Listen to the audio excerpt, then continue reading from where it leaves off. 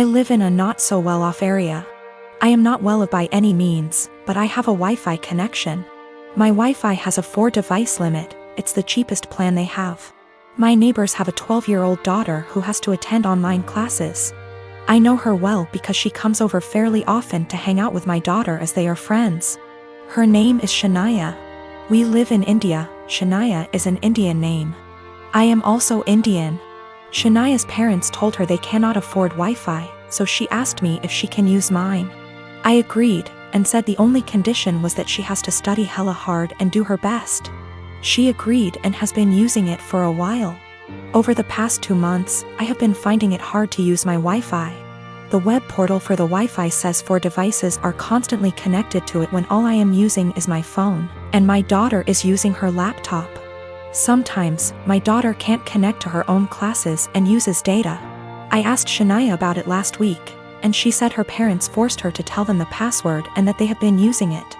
I went and spoke to her parents about it, and said that it is only for her to be able to attend classes. They said they will stop using it. But over the week, 4 times my daughter's classes got interrupted because there were multiple devices trying to use it. Yesterday, Shania told me that our other neighbors also have the password and are also using it, that her parents gave it to them.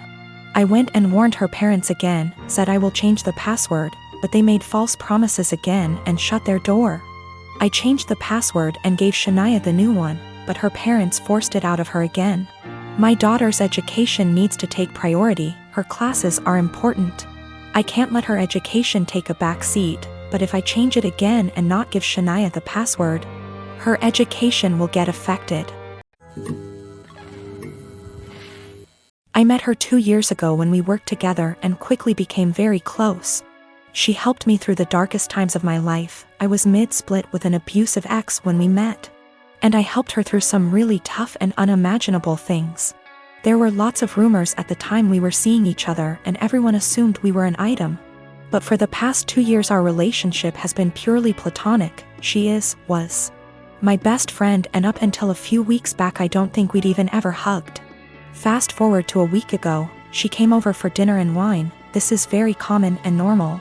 We had more than usual and she was over the limit so couldn't drive, so she stayed the night. We slept in the same bed but apart and no physical contact again. It was completely normal and just as expected. We somehow didn't get up and ended up staying in bed until 10 p.m. the next day just talking.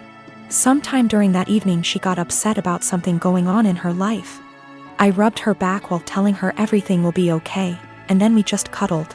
Probably the first bit of real physical contact between us, but nothing was sexual. Didn't feel weird and she went home and it was all okay.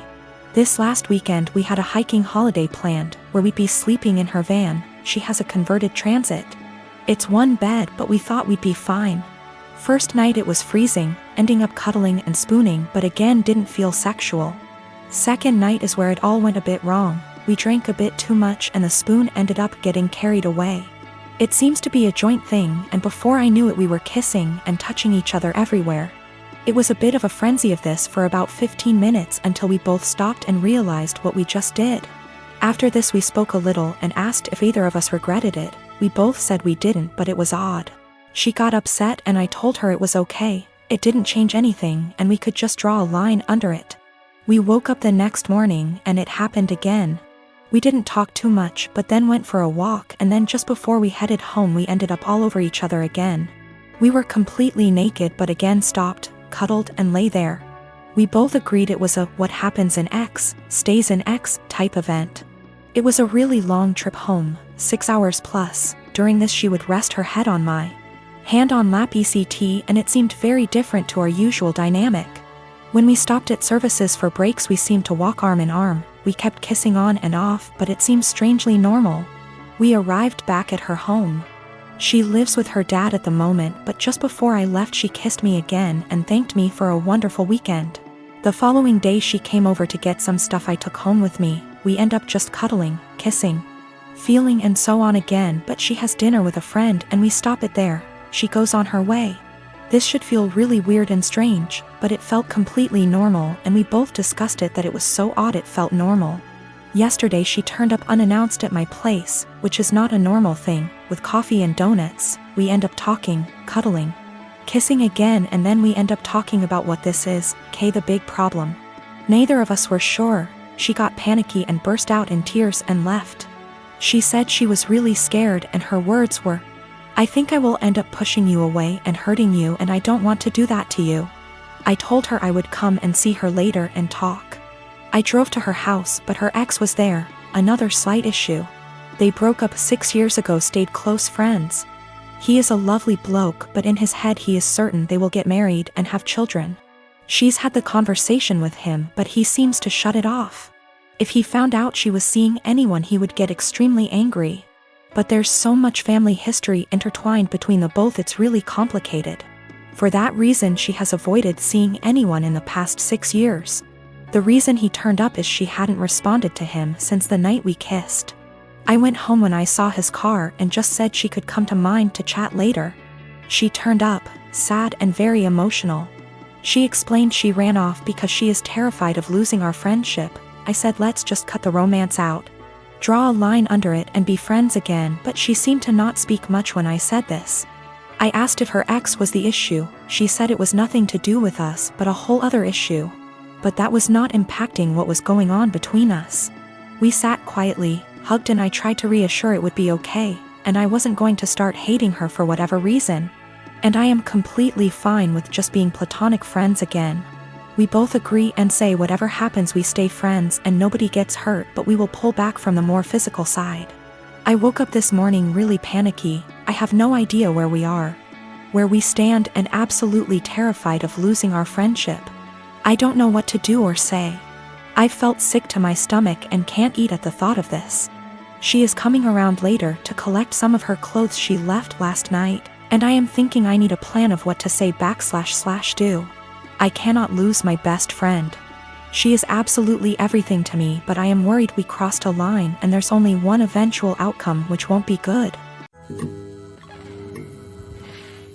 I am 15 years old, just celebrated my birthday. My family doesn't have a lot of money, so I didn't expect much. Mom cooked my favorite dinner, and we all had ice cream for dessert. I also got a birthday card with $25. It was a nice day. My boyfriend, 15 years, was invited to the birthday dinner but couldn't make it because he had to work. He felt really bad but promised to make up for it the next day. Even though he works, all of his paycheck goes to his parents to help support his big, 5 siblings, family. He has always been great about finding fun, interesting, creative things for us to do that are free, cheap. It inspired me to up my game and help find fun, cheap activities for us, but I'll admit that he's still so much better at it. So, while I absolutely was not expecting a gift, I was definitely looking forward to whatever he imagined up for our day. There's a bakery I love, but it's over an hour away from where we live. The desserts are delicious, but expensive. I often talk about this one cupcake I love from that bakery, but I can only enjoy it when I'm in the city and can afford it. He doesn't have a car, so he had to take a train, then walk, then take a train back to get me my favorite cupcake for my birthday. He also planned a historic walk of our town, with a bunch of obscure history he'd researched that I didn't know about. It was awesome. I asked to go home to put the cupcake in the fridge while we walked so it would be nice and fresh for me later. We went on a nice long historic walk and it was a great day. Not gonna lie. When I got home my mouth was already salivating thinking about that cupcake. When I opened the fridge, it was gone. I found the empty container in the trash. I went to the living room and asked my parents who ate my cupcake, and Dad dismissively said he did. He thought it was an extra. I threw a shit fit. I said it was my birthday cupcake and he was an asshole for eating it. He said if my BF really cared about me he would have bought me more than one, and that they gave me $25. So go buy more if it's really that important. He doesn't think he did anything wrong and is calling me an entitled brat for being upset. I think my BF went above and beyond to get me that cupcake, much more than my own father did for me, and he should feel ashamed and apologetic for what he did. I own a small condo in Orlando. I bought it while working for the Mouse, and my friend Ben lived there with me. Ben's a cook and is rarely home. He has a large room that is accessible from outside and attached bathroom that locks to the rest of the house. While I got a different job, got engaged to my partner, and moved a few hours away. We kept the condo as a place to stay when we visit the parks. And we agreed with Ben that he could continue living there as long as he paid all the utilities and maintained the place. Our friends use it too, they pay a bit for utilities, are told don't bother Ben, and clean before they leave. Between everyone who uses it, we've gotten stuff donated, so it's now a fully stocked vacation home. My immediate family and I have a bad history, but we mended. They've used the condo 3/4x a year. On Monday, Ben got woken up at 2 a.m. by hammering on the main door. My aunt and uncle, their kids, and their grandkids were all there waiting to be let in. I haven't spoken to these people in years after they decided I was the devil's spawn for being gay. They demanded that the caretaker give them the keys.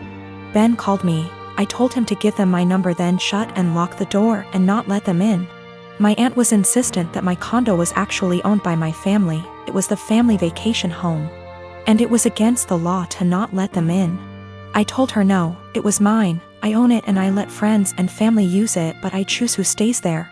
There was a lot of back and forth and some petty name calling. She said they were here for a week, where were they supposed to go, and I said I don't care. Meanwhile, my partner reported that Ben texted them saying my uncle was attempting to kick in the door. I said tell him to call the police. She hung up on me and Ben said they left. In the morning, I got a phone call from my mom trying to convince me to let them stay. We had an argument during which she admitted that she didn't tell people that I owned the property, because she didn't want the rest of our family to know they were in contact with me again. I told her if that's how she wants our relationship to be, then she's no longer welcome. I checked in with Ben and he's okay. Today my aunt sent several texts asking to stay at the house because they hadn't accounted having to pay for a hotel, and they had planned to just buy groceries and use the kitchen. I told her no. She said they were about to be out on the street with their luggage. She called me cruel and heartless and that I was ruining Disney for the kids. That made me hesitate, probably because I worked for the mouse. I know that particular family line has very little money. Yet I find it hard to believe someone would plan a whole vacation without accounting extra funds for it. But the kids are really young. I'm so furious over the homophobia that it feels like a point of pride to deny them access.